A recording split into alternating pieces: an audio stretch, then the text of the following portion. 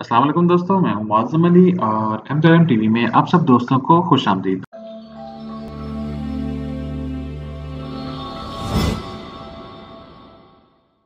दोस्तों आज मैं एडोब इलस्ट्रेटर की एक और क्लास के साथ आपके पास हाजिर हुआ हूँ। तो सबसे पहले मैं अपने दोस्तों से माज़रत ख़्वाह हूँ कि मैंने जो एडोब इलस्ट्रेटर का कोर्स मैंने स्टार्ट कराया हुआ था उसकी वीडियो मैं काफ़ी अरसे के बाद अपलोड कर रहा हूँ।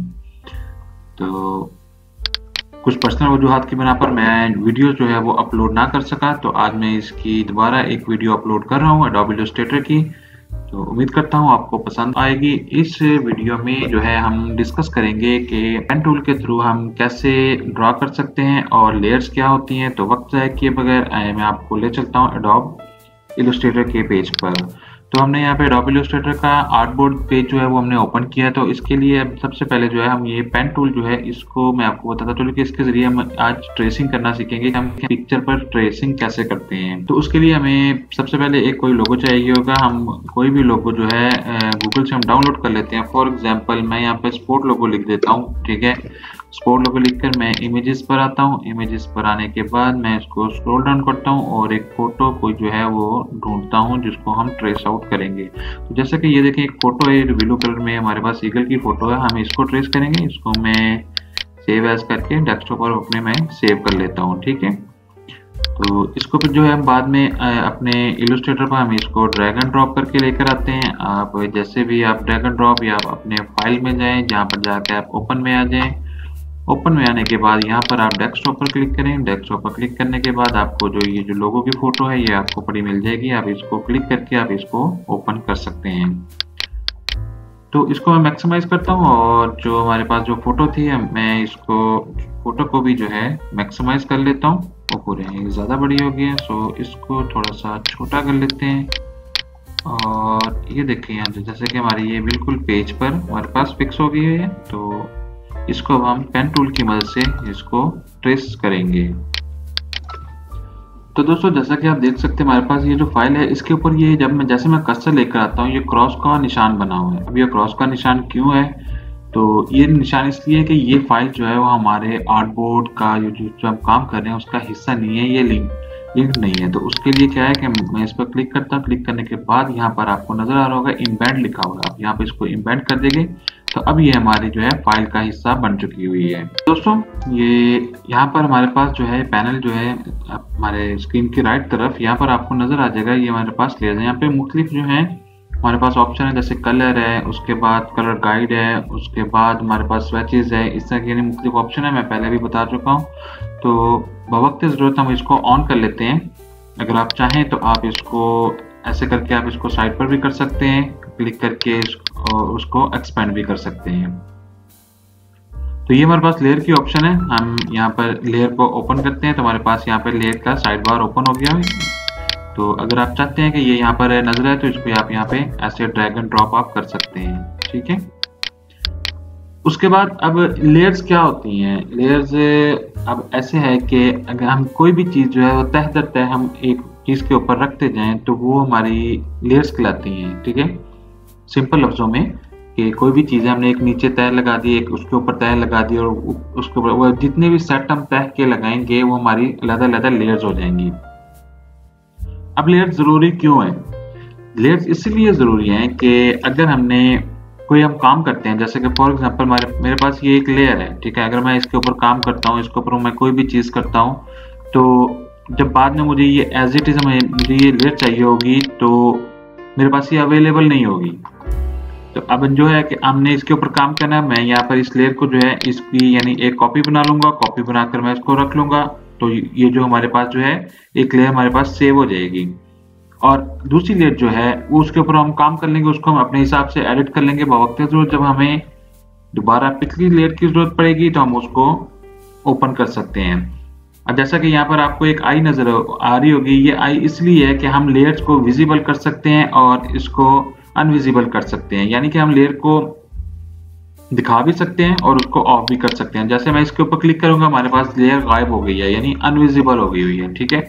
तो जैसे दोबारा क्लिक करूंगा मेरे पास ये लेयर नजर आ जाएगी। और उसमें ये है कि जैसे अब हम लेयर को कॉपी करते हैं, कॉपी करने के बाद जो है जो लेयर हमारे पास टॉप पर होगी, यानी ऊपर से जो हमारे पास लेयर ऊपर होगी, वो हमें हमारे आर्ट बोर्ड पर यहाँ पर वो लेयर हमें फ्रंट पे दिखाई देगी, बाकी जो है वो उसके नीचे दिखाई देंगी। उम्मीद करता हूँ आपको लेयर्स का समझ आ गया होगा कि लेयर्स कैसे वर्क करती हैं और लेयर्स क्या हैं। और एक और चीज यहाँ पर मैं आपको बताता चलूँ कि ये आइज के साथ जो हमारे पास यहाँ पर है, हमारे पास जैसे क्लिक करेंगे ये देखें एक लॉक की जो है वो शक्ल जो है नजर आना शुरू हो जाती है, एक लॉक हमारे पास ऊपर जाता है। इसका मतलब क्या है कि जैसे ही हम इस लॉक पर क्लिक करते हैं तो हमारी ये जो लेयर है ये हमारे पास लॉक हो जाती है। ठीक है, इस लेयर का कुछ भी नहीं हम कर सकते। ठीक, और ये इसलिए हम लॉक लगाते हैं कि जब हम इस पे ऊपर काम कर रहे होते हैं ताकि हमें कोई डिस्टरबेंस पैदा ना हो। उसके बाद अब स्टार्ट करते हैं इस लेयर की ट्रेसिंग को। तो सबसे पहले यहाँ पर प्लस पे क्लिक करके एक न्यू लेयर कर देते हैं। अब ये न्यू लेयर इस लेयर के ऊपर आ चुकी हुई है। यहाँ से हम अपना पेन टूल लेते हैं और मैं आपको सजेस्ट करूंगा कि आप जब काम करें तो आप उसको जूम करके थोड़ा सा काम करें। ठीक है, यहाँ से मैं इसको स्टार्ट करता हूँ। अब मैं इसको ट्रेस आउट करता हूँ और उसके साथ साथ जो है मैं इसको थोड़ा सा स्पीड अप कर देता हूँ ताकि जो है आप लोगों को ज़्यादा बोरियत ना हो। और इसको मैं ऐसे एडजस्टमेंट करके इसको जो है वो ट्रेस आउट कर लेता हूँ।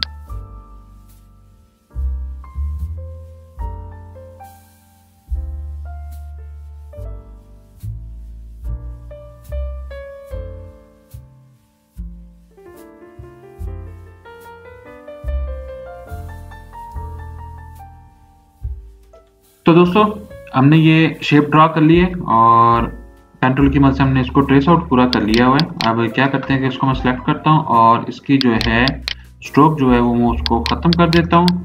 और उसके बाद जो है फिलअप जो है वो ख़त्म कर देता हूँ। स्ट्रोक जो है वो मैं यहाँ पे ब्लैक को सिलेक्ट कर देता हूँ। ब्लैक को सिलेक्ट कर दिया और उसके बाद जो है उसकी कैपेसिटी जो है वो थोड़ी सी इंक्रीज कर देते हैं। ठीक है, 6 पे कर देते हैं ताकि हमारे पास 6 ज़्यादा हो गई है, तो उसके लिए थोड़ा सा उसको कम कर देते हैं, 3 पे ले आते हैं। ठीक है, अब जैसे कि आप देख सकते हैं हमारे पास ये 3 पर हमारी जो है। तो दोस्तों पेन टूल की मदद से हमने बाहर से तो इसकी सिलेक्शन कर ली। अब हम जो है इसकी अंदर से सिलेक्शन करते हैं। अगेन मैं इसको थोड़ा सा फास्ट कर देता हूँ ताकि आपका जो है टाइम ज़ाया ना हो। ठीक है, अब जैसा देखिए मेरे पास पेन नहीं आ रहा, तो मेरे से क्या गलती हुई है कि मैंने ये लेयर जो है जो मैंने लॉक की हुई थी वो सिलेक्ट की हुई है। तो उसके लिए क्या है कि इस वाली लेयर को सिलेक्ट करें। अब देखें आपके पास पेन जो है वो विजिबल हो चुका हुआ है। सो मैं वीडियो को फास्ट कर देता हूँ, तो आप इसको सेम इसी तरीके से ट्रेस कीजिएगा।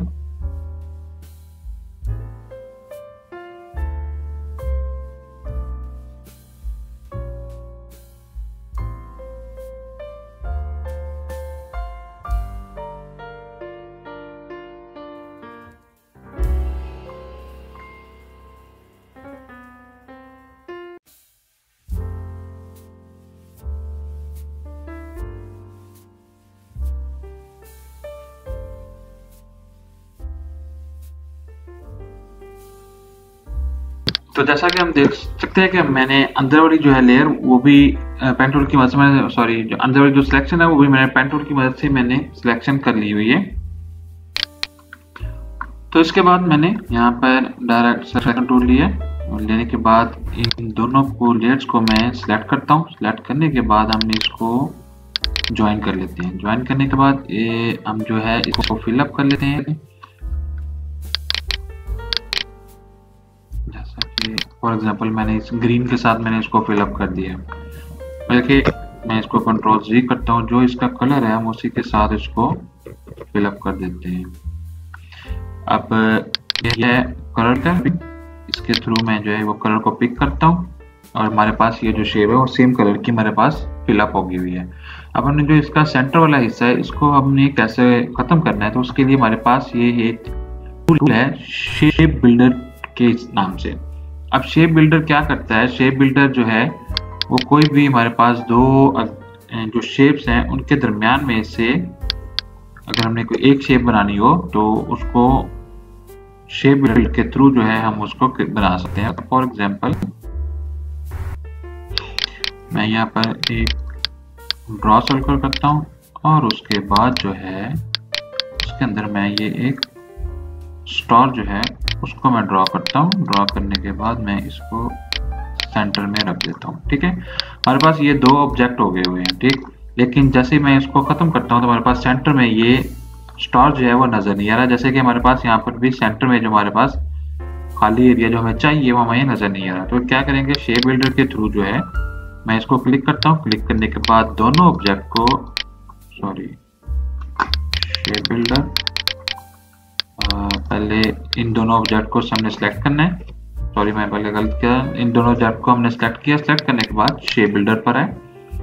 अब ये देखिए मेरे कर्सर की के साथ प्लस का साइन है। ठीक है, अब जैसे ही मैं ऑल्ट दबाऊंगा वो माइनस का साइन हो जाएगा। ठीक है, अब हमने जो हिस्सा गायब करना है अब उसके ऊपर ले जाकर, जैसे हमारे कर्सर के साथ माइनस होगा उस पर हम क्लिक करेंगे तो वो हिस्सा हमारे पास गायब हो जाएगा, खत्म हो जाएगा। जैसे हमारे पास ओनली स्टार बचा है। अगर हमें ये स्टार सेंटर में चाहिए तो मैं कंट्रोल C करता हूँ और शेप बिल्डर पर ही हूँ, और उसके बाद मैं ऑल्ट दबा के ये सेंटर वाले हिस्से में खत्म करता हूँ। तो जो सर्कल लगाया था हमने उसके अंदर ये स्टार बन चुका हुआ है। ठीक है, एक और इस तरह मैं आपको समझाने के लिए यहाँ पर रेक्टेंगल के थ्रू एक बॉक्स बना देता हूँ। यहाँ पर भी बना दिया, यहाँ पर भी बना देता हूँ। ठीक है, अब हमारे पास दो बॉक्स हैं लेकिन हमारे पास विजिबल नहीं है। तो मैंने इन दोनों को पहले सिलेक्ट किया। सिलेक्ट करने के बाद शेप बिल्डर पे आया, ऑल्ट दबाकर ये मैंने बॉक्सेस जो है सेंटर से इनको खत्म कर दिया। अब देखें हमारे पास जो है जो सर्कल जो हमने स्टार्टिंग में लगाया था उसके अंदर स्टार भी है और बॉक्सेस भी हैं। शेप बिल्डर का काम ये है कि किसी भी एरिया को जो हमें नहीं चाहिए किसी भी ऑब्जेक्ट के साथ उसको ये खत्म कर देते हैं। ठीक है, अब ये इस लेयर को मैं डिलीट कर देता हूँ और डिलीट करने के बाद हम अपनी मेन लेयर पर आते हैं। आने के बाद जो है मैं उसको सेलेक्ट करता हूँ। सेलेक्ट करने के बाद शेप बिल्डर के थ्रू जो है मैं ये सेंटर वाला हिस्सा जो है इसको खत्म कर देता हूँ। ठीक है, अब ये देखिए हमारे पास सेंटर वाला हिस्सा खत्म हो गया। अगर आपको मैं दिखाऊं तो ये हमारे पास जो है जो हमने ड्रॉ किया था ये हमारे पास वैसे ही हमारी सिलेक्शन मौजूद है।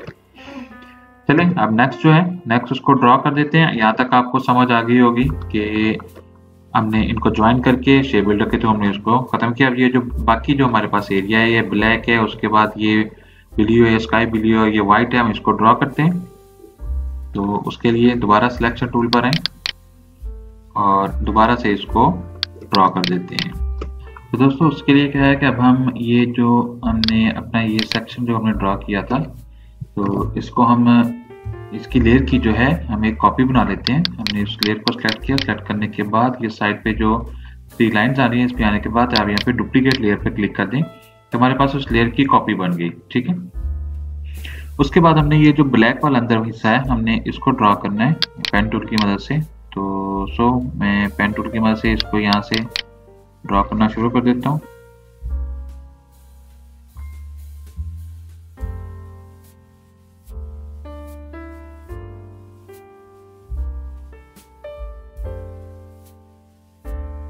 तो इसके बाद क्या करता हूँ मैं यहाँ पे बिल्कुल साइड पे ऐसे रफली इसकी सिलेक्शन करता हूँ। अब ये मैंने क्यों की है ये भी मैं आपको करके दिखाता हूँ। इसके बाद यहाँ पर आने के बाद सबसे पहले तो इसका जो है इसको मैं फिल इसको ऑफ करता हूँ और ऑफ करने के बाद यहाँ पे जो अंदर की सिलेक्शन थोड़ी सी रह गई थी तो इसको ऐसे करके इसकी मैंने अंदर की सिलेक्शन जो है वो कर ली हुई है। तो अब इसको भी मैं कलर दे देता हूँ, ब्लैक कलर ही है सो इसको हम ब्लैक कलर ही दे देते हैं। यहाँ से मैं ड्रॉपर से इसका कलर सेलेक्ट करता हूँ। सेलेक्ट करने के बाद इसको फिल कर दिया। ठीक है, अब जो है अब हम दोबारा इसी पर आएंगे अपने ये जो है हमारा शेप बिल्डर टूल है इसके ऊपर हम आते हैं। बल्कि सबसे पहले जो है हमने अपनी इस लेयर को लेयर 2 की जो हमने कॉपी की थी इसको और इसको इस दोनों को हमने सेलेक्ट किया। सेलेक्ट करने के बाद शेप बिल्डर पर आए। आने के बाद इसको भी से लेस कर दिया यानी कि माइनस कर दिया। 8 दबाकर हमने इसको माइनस किया और उसके बाद ये वाला हिस्सा है हमने इसको भी माइनस कर दिया है। इसको भी आप माइनस कर दें। अब आप देख सकते हैं कि एग्जैक्ट जो साइड पे था हमें उसकी दोबारा सिलेक्शन करने की जरूरत नहीं थी। हमने जस्ट कॉपी लेयर किया। कॉपी लेयर करने के बाद जो हमने है उसकी सिलेक्शन कर ली और उसको शेप बिल्डर की मदद से हमने इसको एग्जैक्ट उसके हिसाब से बना लिया। अभी यहाँ पे थोड़ा सा चेंजिंग है हमें करनी पड़ेंगी एग्जैक्ट करने के लिए। तो सो यहाँ पर क्लिक करते हैं। क्लिक करने के बाद जो है इसको हम चेंज कर लेते हैं अपनी शेप के हिसाब से।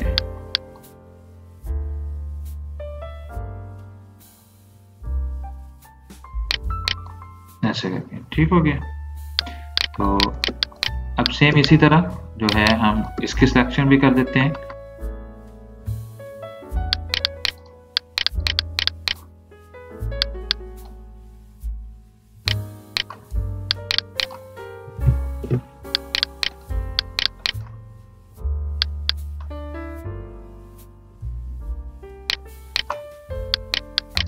यहाँ तक करने के बाद हम दोबारा उसको उसी तरीके से आउटर जो हम रफली सिलेक्शन कर लेते हैं और यहाँ पर आने के बाद हमने यहाँ से हमें इसकी सिलेक्शन करनी पड़ेगी।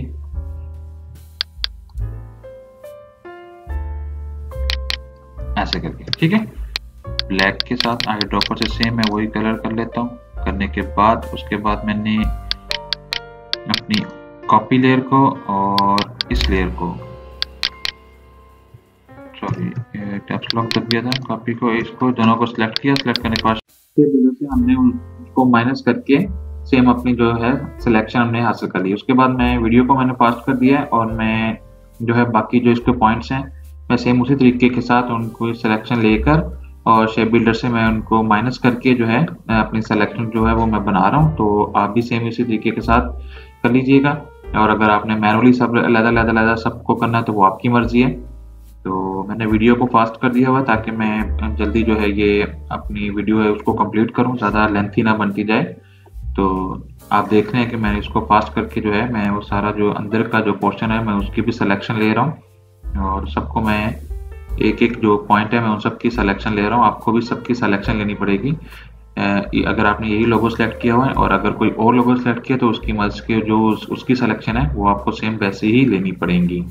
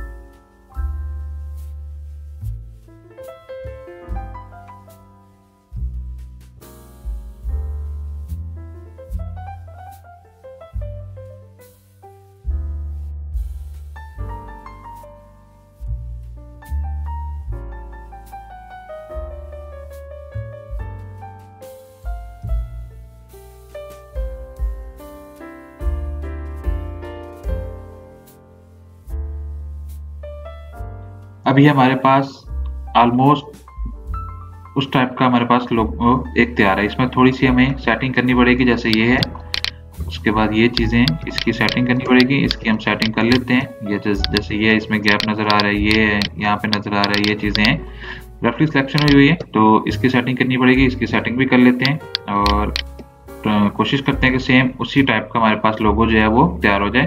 तो अगर मैं आपको दिखाऊं वही लोगो, तो इसको मैं यहाँ पे साइड पे ले जाता हूँ और इसको टेम्पलेट से मैं हटा देता हूँ। ठीक है, तो अगर आप देखें तकरीबन एज इट इज हमारे पास जो है वो लोगो एक रेडी हो चुका हुआ है। इसकी जो सेटिंग है वो हम सेटिंग अभी इसकी कर लेते हैं।